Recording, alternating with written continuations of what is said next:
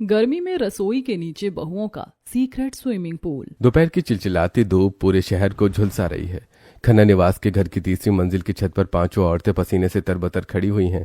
उनके ठीक सामने वाले प्लॉट में बना बड़ा सा वाटर पार्क और नीला स्विमिंग पूल साफ नजर आ रहा है।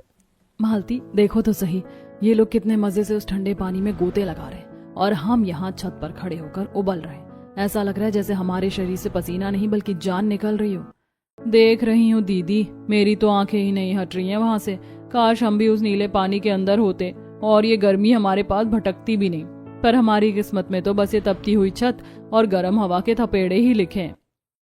तुम दोनों तो अभी नहीं हो। हम तो बरसों से इस छत पर खड़े होकर इन लोगों को ऐसे ही नहाते देख रहे हैं। हर साल गर्मी आती है और हम बस हसरतों से इस वाटर पार्क को ताकते रह जाते हैं। भाई साहब ने तो जैसे कसम खा रखी है कि हमें उस तरफ मुड़कर भी नहीं देखने देंगे।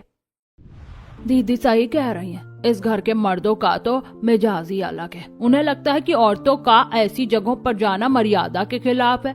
अगर आज बड़ी भाभी घर पर होती तो शायद वो हमारी तरफदारी करती और हमें वहाँ जाने की इजाजत मिल जाती।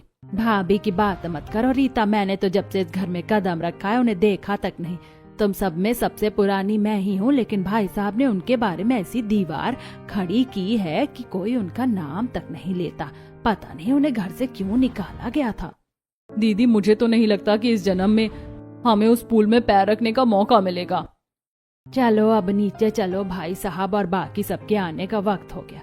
अगर किसी ने हमें यहाँ खड़ा देख लिया तो दिक्कत हो जाएगी।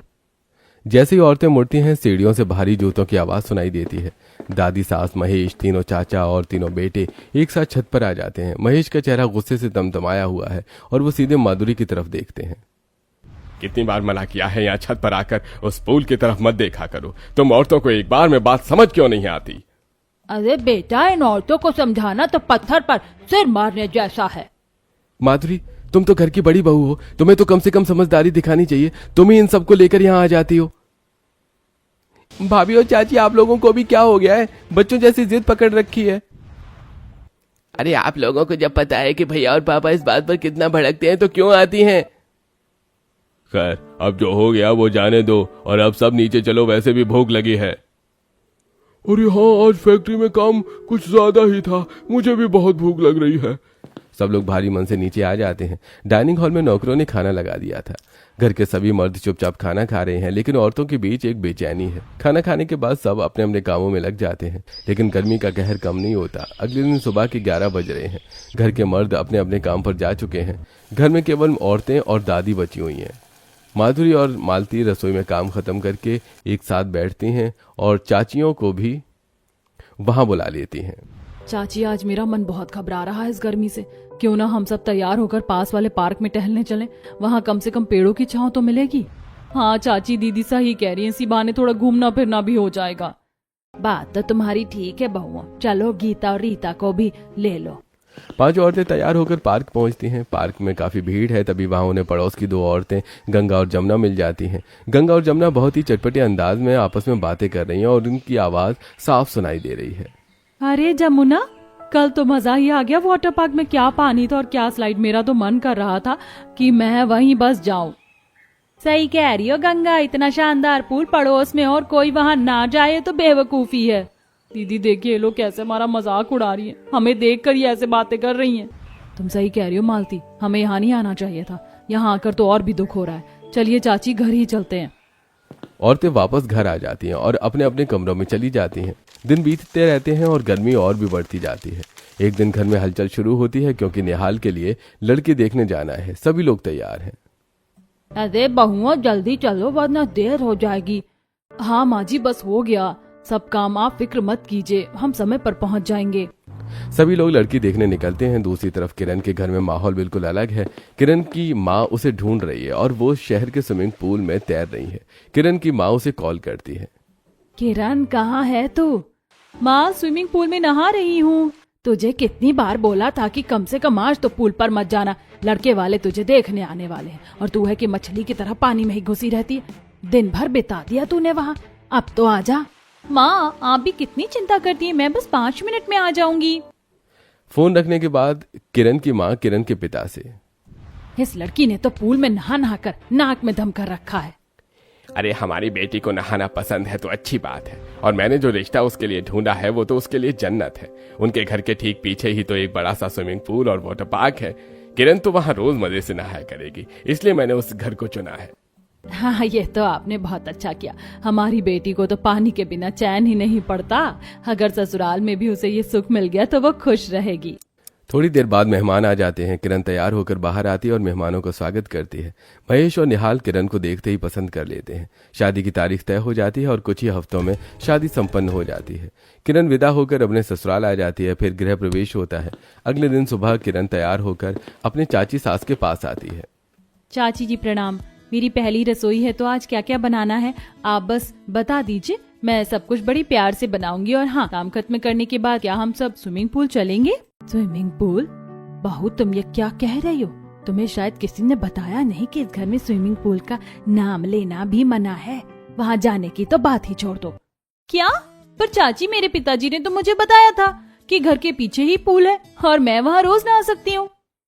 बहू, इस घर के मर्दों का नियम बहुत सख्त है। हम औरतों को घर के बाहर जाने की तो आजादी है, लेकिन उस स्विमिंग पूल की तरफ आंख उठाकर देखने की बेमनाही है। हाँ किरण, यही इस घर का कड़वा सच है। हम सब भी रोज उस पानी को देखकर तरसते हैं, लेकिन किसी की हिम्मत नहीं होती कि भाई साहब के खिलाफ जाकर वहाँ पैर भी रख सके। ये तो बहुत गलत बात है। मुझे लगा कि यहाँ आकर मेरी गर्मी की सारी परेशानियां खत्म हो जाएंगी, लेकिन यहाँ तो कुएं के पास रहकर भी पानी पीना मना है। किरण पहली रसोई का खाना बनाती है। खाना बहुत स्वादिष्ट बना है। सब बैठकर खाना खा रहे हैं, दादी माँ किरण की तारीफें करते हुए। बहू, तुमने तो कमाल कर दिया, खाना बहुत अच्छा बना है। खाना खाने के बाद दादी माँ सोने के कंगन किरण को देते हुए, यह तो मेरी तरफ से ये सोने के कंगन। तुम इस घर में खुशियों की सौगात लेकर आई हो। बस ऐसे ही सबको प्यार से खिलाती रहना और घर का मान बढ़ाना। शुक्रिया माँ जी, आपकी तारीफ सुनकर अच्छा लगा। रात को निहाल अपने कमरे से किरण से, किरण तुम आज उदास क्यों लग रही हो? सब तुम्हारी तारीफ कर रहे हैं, तुम्हें तो खुश होना चाहिए। देखो दादी ने तुम्हें कितने महंगे कंगन दिए हैं। क्या तुम्हें ये सब पसंद नहीं आया? मुझे ये सोना चांदी नहीं चाहिए। मेरे लिए तो स्विमिंग पूल में नहाना ही असली सोना है। मैंने इसी उम्मीद में शादी की थी कि वहाँ रोज नहाऊंगी, पर यहाँ आकर पता चला कि वो तो मना है। देखो किरण, जो घर का नियम है वो सबके लिए है। मैं पापा और भैया के खिलाफ नहीं जा सकता। तुम्हें अब इस माहौल में ढलने की कोशिश करनी चाहिए। किरण खुद को नॉर्मल रखने की कोशिश करती है। ऐसे ही दिन बीत रहे थे और किरण उदास रह रही थी। एक दिन किरण अपने कमरे में उदास बैठी थी, तभी माधुरी और मालती उसके पास आती हैं और, किरण उदास मत हो, चलो मैं तुम्हें छत पर ले चलती हूँ। हम तैर नहीं सकते तो क्या हुआ, देखकर ही मन बहला लेंगे। घर के मर्द और दादी माँ बाहर गए हैं, अभी कोई हमें नहीं रोकेगा। हाँ किरण चलो, जब हमारा मन बहुत बेचैन होता है तो हम बस वहाँ खड़े होकर कल्पना कर लेते हैं कि हम भी उस ठंडे पानी के अंदर हैं। सब औरतें छत पर जाती हैं और नीचे पूल में लोगों को मस्ती करते देखती हैं। किरण का मन और भी ज्यादा तड़पने लगता है। दीदी, मेरा तो मन कर रहा है कि मैं यहीं से छलांग लगा दूं। ये पानी मुझे अपनी तरफ खींच रहा है। आप लोग कैसे बर्दाश्त कर लेती हैं ये सब? मुझसे तो एक पल भी यहाँ खड़ा नहीं हुआ जा रहा। हमें भी दुख होता है किरण, पर अब क्या कर सकते हैं। हमने तो अपनी किस्मत मान ली है। तुम अभी नहीं हो इसलिए तुम्हें ज्यादा बुरा लग रहा है। धीरे धीरे तुम भी हमारी तरह चुप रहना सीख जाओगी। थोड़ी देर बाद सभी नीचे आ जाते हैं और फिर किरण अपने कमरे में जाकर अपनी माँ को फोन लगाती है। वो फोन पर रोने लगती है और अपनी माँ को सारी बात बताते हुए, माँ, मैं यहाँ नहीं रह सकती। यहाँ सब कुछ बहुत अजीब है। मुझे उस पूल में जाने की परमिशन नहीं है। पापा ने मुझसे झूठ क्यों बोला कि मैं वहाँ रोज नहा पाऊंगी? यहाँ तो छत पर खड़ा होना भी एक बड़ी सजा जैसा लगता है। बेटा, तुम वहाँ की बहू हो, तुम्हें एडजस्ट करना होगा। क्या हुआ अगर पूल में नहीं नहा सकती? क्या जो लोग पूल में नहीं नहाते उनकी जिंदगी खत्म हो जाती है? माँ, आप नहीं समझेंगी। मेरी तो जिंदगी ही पानी है। यहाँ तो जैसे मेरा दम घुट रहा है। किरण फोन रख देती है और सोच में डूब जाती है। समय बीतता रहता है लेकिन उसकी उदासी कम नहीं होती। वो रोज रसोई की खिड़की से उस पूल को दूर से निहारती रहती है।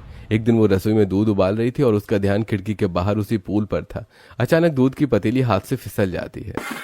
अरे, ये क्या हो गया? सारा दूध फर्श पर गिर गया। लेकिन ये दूध जा कहाँ रहा है? ये तो टाइल्स के बीच में समाता जा रहा है, जैसे नीचे कोई गड्ढा हो।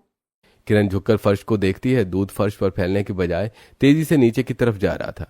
वो बाल्टी से पानी डालकर फर्श को साफ करने की कोशिश करती है, लेकिन पानी भी वैसे ही गायब हो जाता है, जिसे देखकर किरण, ये टाइल्स तो खोखली लग रही है, जैसे फिल्मों में गुप्त रास्ते होते हैं। ये भी कुछ वैसा ही लग रहा है। क्या यहाँ नीचे कोई तहखाना है? मुझे इस बारे में पता लगाना ही होगा, पर अभी नहीं। जब सब सो रहे होंगे तब देखूंगी। ऐसा कहकर किरण फिर से काम में लग जाती है। फिर दोपहर के समय जब सब अपने अपने कमरों में आराम कर रहे थे, किरण चुपके से रसोई में आती है। वो धीरे धीरे टाइल्स को उखाड़ने की कोशिश करती है। कुछ देर की मेहनत के बाद एक बड़ा सा टाइल का हिस्सा निकल आता है और नीचे एक लोहे का दरवाजा दिखाई देता है।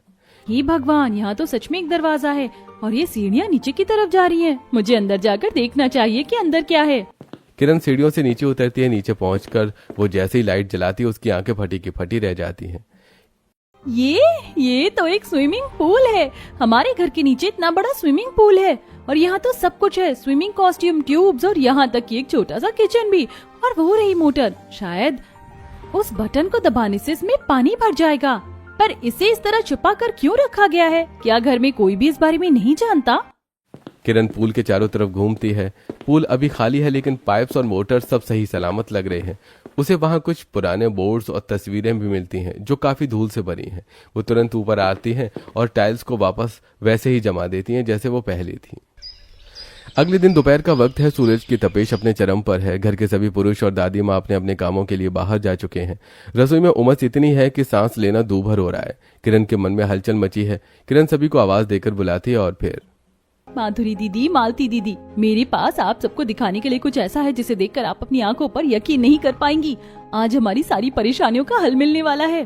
क्या हुआ किरण, तुम इतनी खुश क्यों लग रही हो? क्या तुमने कोई नया ठंडा शरबत बनाया है हमारे लिए? हाँ किरण, तुम्हारी आंखों में ये चमक कैसी है? बहू, तुम कुछ बोलती क्यों नहीं? हम सब यहाँ खड़े हैं, क्या तुम खिड़की से स्विमिंग पूल दिखाकर हमारे मन में झूठी उम्मीद जगाने वाली हो? नहीं चाची, मैं कोई उम्मीद नहीं जगा रही, मैं हकीकत दिखा रही हूँ। रुकिए, पहले मैं बाहर का दरवाजा बंद करके आती हूँ। किरण बाहर जाकर दरवाजा बंद करती है और फिर जल्दी जल्दी फर्श पर रखी टाइल हटाती है।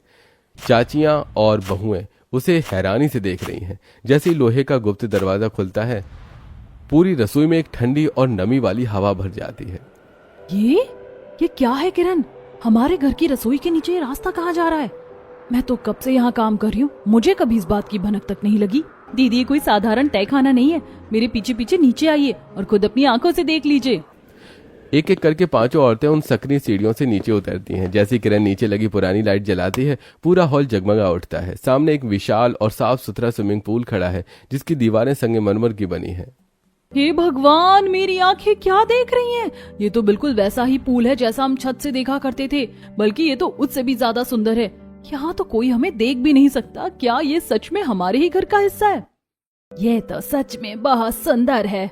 देखिए दीदी, यहाँ तो अलमारियों में कितने सारे स्विमिंग कॉस्ट्यूम और तौलिए भी रखे हैं। ऐसा लगता है जैसे यहाँ कभी बहुत बड़ी पार्टियां हुआ करती थी। चाची, आज से ये हमारा ठिकाना है। देखिए, यहाँ एक बड़ा सा बटन है। मुझे लगता है इससे पानी भरने की मोटर चालू होती है। मैं इसे दबा दूं? क्या आप सब तैयार हैं इस गर्मी को मात देने के लिए? ऐसा कहकर किरण जैसी बटन दबाती है, पाइपों से पानी के गिरने की आवाज सुनाई देती है। कुछ ही मिनटों में पूल ठंडे और नीले पानी से भरने लगता है। पानी की खनक सुनकर औरतों के चेहरे खिल उठते हैं। बरसों की थकान और पाबंदियों का बोझ जैसे हल्का होने लगता है। किरण, तुमने तो कमाल कर दिया। आज मुझे ऐसा लग रहा है जैसे मैं आजाद हो गई हूँ। चलो बहुओं और सासू माओ, अब सोचना क्या है। यहाँ अलमारियों में सब कुछ है। आज हम अपनी मर्जी से जिएंगे बिना किसी डर के। पर बहू, अगर ससुर जी को पता चला तो वो तो हमें घर से निकाल देंगे। उनकी मर्जी के बिना यहाँ कदम रखना भी मौत को दावत देने जैसा है। चाची, ससुर जी को कैसे पता चलेगा? वो तो शाम से पहले नहीं आएंगे। और आप भूल रही हैं, मैंने बाहर का दरवाजा बंद कर दिया है। गीता दीदी, किरण सही कह रही है। रोज तो हम डर डर के जीते हैं, आज एक दिन आजादी के नाम कर देते हैं। देखिए पानी कितना साफ है। मैं तो जा रही हूँ कपड़े बदलने, जिसे आना है वो आ जाए। आज तो मैं जल परी बनकर ही रहूंगी। औरतों के बीच का डर अब उत्साह में बदल चुका है। सब भागकर चेंजिंग रूम की तरफ जाती हैं। कुछ ही देर में वो रंग बिरंगे स्विमिंग कॉस्ट्यूम्स और शावर कैप्स पहनकर बाहर आती हैं। एक दूसरे को इस नए अवतार में देखकर वो खिलखिलाकर हंसने लगती हैं। मालती, तुम तो बिल्कुल फिल्म की हीरोइन लग रही हो। और देखो, किरण को तो ऐसा लग रहा है जैसे ये हमेशा से इसी पूल की मालकिन थी। चलो अब देर किस बात की, एक साथ पानी में कूदते हैं। सब एक साथ पानी में छपाक से कूदती हैं। ठंडे पानी के संपर्क में आते ही उनकी सारी तपिश गायब हो जाती है। वो एक दूसरे पर पानी उछालती हैं, तैरती हैं और फिर स्लाइड से नीचे आती हैं। रसोई के ऊपर जो सन्नाटा था, उसके नीचे अब खुशियों का सैलाब उमड़ रहा था। देखिए चाची, कितना मजा आ रहा है। मैं अपने साथ कुछ मैगी के पैकेट और कोल्ड ड्रिंक भी लाई हूँ। मैं जल्दी से कुछ बनाती हूँ, फिर हम पानी के अंदर ही पार्टी करेंगे। आज कोई काम नहीं, सिर्फ मस्ती होगी। हाँ बहू जल्दी बनाओ, आज तो भूख भी बहुत जोर की लग रही है। मैंने कभी सपने में भी नहीं सोचा था कि अपनी उम्र के इस पड़ाव पर मैं इस तरह पानी में खेलूंगी। तुम इस घर की सिर्फ बहू नहीं बल्कि हमारे लिए फरिश्ता बनकर आई हो। किरण किचन में जाती है और जल्दी से मैगी बनाती है। फिर ट्रे में मैगी और कोल्ड ड्रिंक सजाकर पूल के पास ले आती है। सब औरतें पानी के किनारे बैठकर गर्म मैगी और ठंडी कोल्ड ड्रिंक का आनंद लेती हैं। घंटों बीत जाते हैं लेकिन उनका मन नहीं भरता। शाम होने वाली है। माधुरी सभी से 5 बजने वाले हैं, मर्द कभी भी वापस आ सकते हैं, चलो वापस चलते हैं। वो जल्दी जल्दी सारा सामान समेटती हैं और ऊपर आ जाती हैं। फिर किरण टाइल्स को वापस फर्श पर सटा देती है और अपने अपने काम में लग जाती है। शाम को सभी औरतें खाना बनाकर डाइनिंग टेबल पर सभी लोगों को परोस रही थी। इस समय सबको एक साथ छींक आ रही थी। ये देखकर महेश, अच्छी अच्छी अच्छी। अरे ये क्या हो रहा है तुम सबको? एक साथ जुकाम कैसे हो गया? माधुरी, सीता, मालती, सबके सब छींक रहे हो। मुझे तो कुछ दाल में काला लग रहा है। दोपहर में मंदिर गई थी, घर पर कोई नहीं था। कहीं तुम औरतों ने पीछे वाले वाटर पार्क में जाने की हिमाकत तो नहीं की? सच सच बताओ वरना तो तुम जानती ही हो। अरे नहीं नहीं दादी जी, आप तो बेकार में शक करिए। दरअसल आज रसोई में बहुत ज्यादा गर्मी थी तो हम सब ने शावर खोलकर बहुत देर तक ठंडे पानी से स्नान किया। बस उसी की वजह से शायद थोड़ी सर्दी लग गई। अरे शावर से नहाने में कोई बुराई नहीं है, पर ध्यान रखना उस वाटर पार्क की तरफ कदम भी मत बढ़ाना। औरतें राहत की सांस लेती हैं कि वो पकड़ी नहीं गई, लेकिन उनके चेहरे की मुस्कान उनकी चोरी छुपे की गई मस्ती की गवाही दे रही थी। अगले कुछ दिनों तक ये सिलसिला यूं ही चलता रहा। हर दोपहर में वो सीक्रेट पूल में उतरती और अपनी दुनिया में खो जाती। एक दिन किरण पूल में नहाते हुए सभी से, दीदी आज मैं बाजार से कुछ नए नट्स और चिप्स लाई हूँ, आज की पार्टी और भी बड़ी होगी। मैंने सुना है कि आज ससुर जी और चाचा जी शहर से बाहर किसी मीटिंग के लिए जा रहे हैं। इसका मतलब आज हमें कोई जल्दबाजी करने की जरूरत नहीं है। दोपहर में सब नीचे पूल में मस्ती कर रहे थे। इधर बाहर निहाल अचानक अपनी कुछ फाइलें भूल जाने के कारण घर वापस आ जाता है। वो दरवाजा खटखटाता है पर कोई दरवाजा नहीं खोलता। वो अपने फिंगरप्रिंट से पीछे का दरवाजा खोलकर अंदर आ जाता है और घर के सन्नाटे को देखकर निहाल, घर में इतना सन्नाटा क्यों है? चाची, किरण, भाभी, कोई है क्या? सब कहाँ चले गए? वो सभी को कॉल लगाता है और फिर, अरे कोई फोन भी नहीं उठा रहा है। रसोई में भी कोई नहीं है। पर ये क्या, रसोई का फर्श ऐसा क्यों लग रहा है जैसे यहाँ से कोई गुजरा हो? ये टाइल यहाँ से हटी हुई क्यों है? निहाल जैसे टाइल हटाता है उसे टाइल्स वहां लोहे का दरवाजा दिखाई देता है और नीचे से संगीत की धीमी आवाज सुनाई देती है। वो दंग रह जाता है और धीरे से नीचे आता है तो उसे अपनी आंखों पर विश्वास नहीं होता कि नीचे उसकी माँ, चाचियां और भाभियां पूल में मस्ती कर रही हैं। ये सब क्या हो रहा है? हमारे घर के नीचे स्विमिंग पूल और आप सब यहाँ क्या कर रही हैं? पापा को इस बारे में पता है? देखो तुम्हें ये सब पता चल गया है पर तुम्हें चुप रहना होगा। अगर तुमने किसी को बताया तो हम सबको घर से निकाल दिया जाएगा। क्या तुम मेरे और चाचियों की खुशी के लिए इतना नहीं कर सकते? किरण, मैं तो हैरान हूँ कि घर में ऐसा कुछ था और मुझे खबर तक नहीं हुई। पर आप सब इतनी खुश लग रही हैं। ठीक है, मैं किसी को नहीं बताऊंगा, लेकिन मेरी एक शर्त है, मुझे भी इस पार्टी में शामिल होना है। मुझे भी बहुत गर्मी लग रही है। अरे वाह, हमारा एक और साथी मिल गया। चलो बेटा तुम भी आ जाओ, पर याद रखना अगर तुम्हारे पापा को पता चला तो हम सबके साथ तुम्हारी भी शामत आएगी। आज से तुम हमारे सीक्रेट ग्रुप के सदस्य हो। अब निहाल भी उनकी टोली में शामिल हो गया था।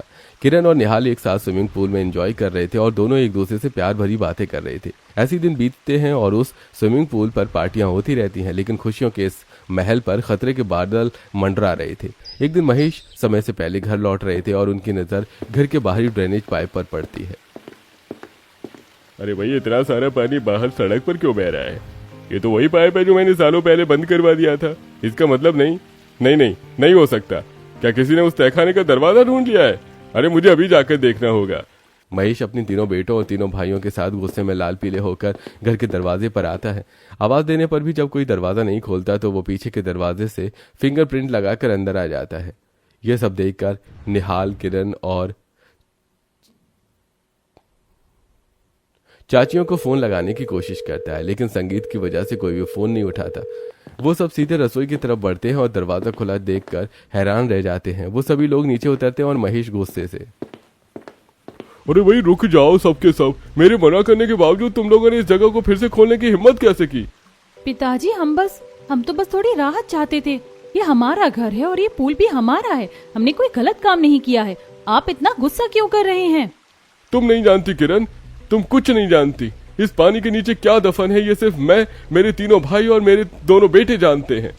तहखाने के अंदर का माहौल अब पूरी तरह से बदल चुका है।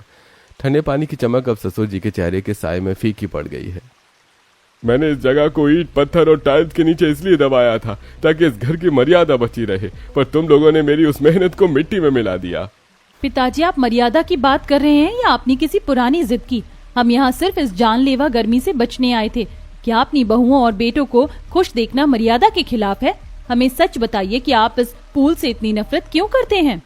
चुप रहो बहू, तुम्हें अभी इस घर में आए कुछ ही दिन हुए हैं। तुम इस खानदान के इतिहास के बारे में कुछ नहीं जानती। मेरी चुप्पी को मेरी कमजोरी मत समझो। आज तुमने ये दरवाजा खोला है जिसे मैंने अपनी यादों से भी मिटा दिया था।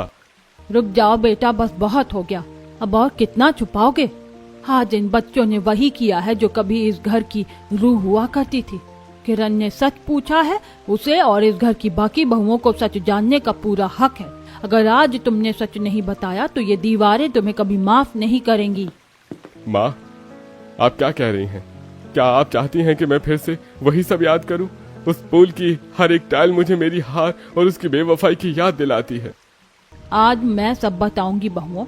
ये जो तुम आज स्विमिंग पूल देख रही हो, इसे सालों पहले सुप्रिया के लिए बनवाया गया था, जो तुम्हारी सासू माँ थी। उसे पानी से बहुत लगाव था। दादी माँ की आंखें नम हो जाती हैं और वो एक पुरानी दीवार की तरफ देखने लगती है जहाँ कभी सुप्रिया की तस्वीर हुआ करती थी। घर के मर्द और औरतें सब अपनी जगह पर पत्थर की मूर्त बने खड़े हैं। 23 साल पहले की बात है। उन दिनों सुप्रिया घर की देखभाल के साथ साथ अपने 3 छोटे देवरों और अपने बच्चों को पाल रही थी। घर में बड़ी रौनक हुआ करती थी। महेश अपनी पत्नी की हर जिद पूरी करता था। वो लॉकडाउन का समय था। एक दिन सुप्रिया महेश से झगड़ रही थी। महेश, मुझे ये सब कुछ नहीं पता, लॉकडाउन हो या कुछ और, लेकिन मुझे हर हाल में स्विमिंग पूल पर नहाना है। तुम तो जानते ही हो कि मैं स्विमिंग पूल में नहाए बिना नहीं रह सकती। इस गर्मी में स्विमिंग पूल मेरे लिए मेरी सांसों जितना जरूरी है। देखो सुप्रिया, लॉकडाउन में बाहर जाने की परमिशन नहीं है, लेकिन तुम चिंता मत करो। मैं जल्दी ही एक अंडरग्राउंड स्विमिंग पूल बनवाऊंगा और फिर तुम उसमें जी भर कर नहाना। अब तो खुश? Mahesh, I love you. सचमुच तुम मुझे बहुत प्यार करते हो। महेश बेटा, तेरे पिताजी ने काफी सालों पहले इसी घर के नीचे एक तहखाना बनवाया था, तो इस तहखाने में अपना स्विमिंग पूल बनवा ले। और फिर महेश ने घर के नीचे के तहखाने में ये पूल बनवाया, लेकिन एक दोपहर यहाँ कुछ ऐसा हुआ जिसने सब कुछ तबाह कर दिया। क्या हुआ था दादी माँ? हमें पूरा सच जानना है, चाहे वो कितना ही कड़वा क्यों ना हो। उस वक्त शहर में लॉकडाउन था और घर से बाहर निकलना सख्त मना था। सुप्रिया अक्सर कॉलोनी वालों को अपने पूल पर बुलाकर पार्टी किया करती थी। महेश को भी इस बात से कोई एतराज नहीं था। एक दिन पूल पर पार्टी चल रही थी और महेश वहां नहीं था। अचानक महेश जब पूल में आया तो राघव पूल के अंदर नहाते हुए सुप्रिया को किस कर रहा था और सुप्रिया ने उसे बाहों में जकड़ रखा था। तभी महेश वहां आ गया और क्या हो रहा है ये सब? बंद करो ये तमाशा। महेश की बात सुनकर भी सुप्रिया ने राघव को नहीं छोड़ा और वो उसे पूल से बाहर ले आई। महेश और भी गुस्से में आ गया और बोला, सुप्रिया, मैंने तुमसे सच्चा प्यार किया और तुमने मेरे प्यार का मजाक राघव के अफेयर करके उड़ाया। निकल जाओ मेरे घर से और आज के बाद कभी इस घर की तरफ पलट कर मत देखना। तुम गलत समझ रहे हो, मेरी बात तो सुनो। महेश ने कोई बात नहीं सुनी और धक्के देकर सुप्रिया को निकाल दिया। साथ ही उसने बाकी सबको भी वहां से जाने के लिए कहा और उस पूल के दरवाजे को हमेशा के लिए बंद कर दिया। निहाल उस समय बहुत छोटा था, लेकिन बाकी भाई और बेटे समझदार थे। महेश ने उन सबसे कहा, तुम सबने अपनी आंखों से देखा कि इस घर की औरत ने पूल पार्टी करके कैसे मेरे मन और मेरी इज्जत का तमाशा बनाया। आज के बाद सभी लोग कसम खाओ कि इस घर की औरतों को कभी कोई भी पूल पार्टी नहीं करने देंगे। और उसके बाद जो हुआ वो तुम सभी जानते हो। पूल को फिर से बंद कर दिया गया और उस घर में एक बार फिर से उदासी पूरी तरह से छा गई। ऐसे ही दिन गुजर रहे थे और सभी औरतें उदास होकर घर संभाल रही थी। एक दिन घर के मर्द काम पर गए थे और घर की औरतें एक कमरे में बैठकर बात कर रही थी। तभी किरण सभी से कहती है, शायद हमारी किस्मत में पूल पार्टी उतने ही दिनों की थी। सासू माँ ऐसा कर सकती है, मुझे यकीन नहीं आता। क्या मैं उनकी फोटो देख सकती हूँ? वैसे तो भाई साहब ने भाभी की कोई भी फोटो घर में नहीं रखी है। हाँ, लेकिन मुझे एक बार सफाई करते हुए उनकी एक पुरानी फोटो मिली थी। दादी माँ ने बताया था कि ये भाभी है, मैंने उसे संभाल कर रख दिया था। मैं अभी दिखाती हूँ।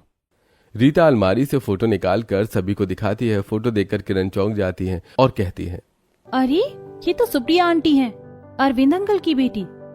ये लोग हमारे फैमिली फ्रेंड हैं और मैं इनको बहुत अच्छे से जानती हूँ। लेकिन सुप्रिया आंटी तो बहुत सुलझी हुई हैं और अच्छी इंसान हैं। उन्हें देखकर नहीं लगता कि वो कभी ऐसा कर सकती हैं। एक बार हमें उनसे मिलकर बात करनी होगी। शायद हमें जो पता है वो पूरा सच नहीं है। अगले दिन शॉपिंग के बहाने सभी औरतें निकलती हैं और सुप्रिया के घर पहुंचती हैं और उसे सारी बातें बताती हैं। सुप्रिया यह सब सुनकर बहुत खुश होती है। वो सभी लोगों को गले लगा लेती है और फिर किरण कहती है, माँ जी, मैं ये कभी नहीं मान सकती कि आपने ऐसा कुछ किया होगा। आखिर क्या हुआ था उस दिन जिसने हर किसी की जिंदगी को बदल कर रख दिया? वो एक गलत फहमी थी। तुम्हारे ससुर ने मुझे अपनी सफाई देने का मौका नहीं दिया। हमारे स्विमिंग पूल में किसी को भी शराब पीने की परमिशन नहीं थी, लेकिन उस दिन राघव चोरी से शराब ले आया था और उसने बहुत शराब पी रखी थी। उसे तैरना नहीं आता था, इसीलिए वो पानी में नहीं उतरता था। लेकिन शराब पीने के बाद वो मुझे घूरने लगा और अचानक वो पूल के गहरे पानी में गिर गया और डूबने लगा। मैं उसे बचाने के लिए पानी में कूदी। मैं उसे निकालकर बाहर की तरफ लाने लगी। पूल के किनारे आकर उसने मुझे पकड़ लिया और मुझे चूमने लगा। उसी समय महेश वहां आ गया और उसने सब कुछ देख लिया। पिताजी, एक गलत फहमी ने आपकी पूरी जिंदगी उजाड़ दी। उन्होंने सिर्फ सासू माँ को नहीं खोया, बल्कि अपने बच्चों से उनकी माँ और उस घर से उसकी खुशियां भी छीन ली। लेकिन अब आपको हमारे साथ चलकर अपनी सच्चाई पिताजी को बतानी ही होगी। किरण और बाकी औरतों की जिद करने पर सुप्रिया तैयार हो जाती है। वो सभी लोगों के साथ घर वापस आती है। महेश देखता है कि सुप्रिया के चेहरे पर उम्र की लकीरें हैं, पर उसकी आंखों में वही पुरानी गरिमा है। वो उसे देखकर चिल्ला पड़ता है, तुम्हारी हिम्मत कैसे हुई यहाँ आने की? चली जाओ यहाँ से। तुमने मुझे बेवफाई की है, मैं कभी नहीं भूल सकता। पिताजी, इन्हें हम यहाँ लेकर आए हैं।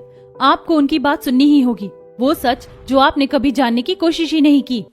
सभी लोगों के फोर्स करने पर महेश सुप्रिया की बात सुनने को तैयार हो जाता है। सुप्रिया बीते दिनों के सारे बिखरे पन्ने समेटकर महेश के सामने खोल कर रख देती है और महेश गलत फहमियों के भंवर से बाहर आ जाता है। फिर वो रोते हुए कहता है, मैंने कभी सोचा नहीं है कि मैं गलत हो सकता हूँ। मुझे अपनी आंखों पर इतना भरोसा था कि मैंने दिल की आवाज सुनी ही नहीं। पिताजी, जो बीत गया उसे हम बदल नहीं सकते, पर जो आज है उसे तो सुधार सकते हैं। आज सासू माँ को रोक लीजिए, उन्हें मत जाने दीजिए।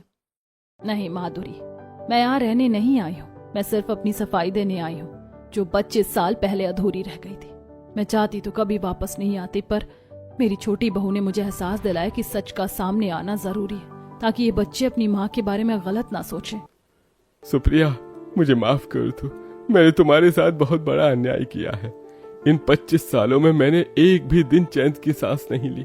मुझे लगा मैं सही हूँ, पर आज मुझे अपनी गलती का एहसास हो गया है। क्या तुम मुझे एक मौका और दे सकती हो? माफी मांगना आसान है, पर उन बीते हुए सालों को लौटाना मुमकिन नहीं। मेरा आत्मसम्मान मुझे आज भी उस पति के साथ रहने की इजाजत नहीं देता जिसने मुझ पर शक किया। मैं जा रही हूँ हमेशा के लिए। हाँ, लेकिन मेरे बच्चों, मेरी बहू और मेरी देवरानियां, तुम सब जब चाहे मुझसे मिलने आ सकती हो।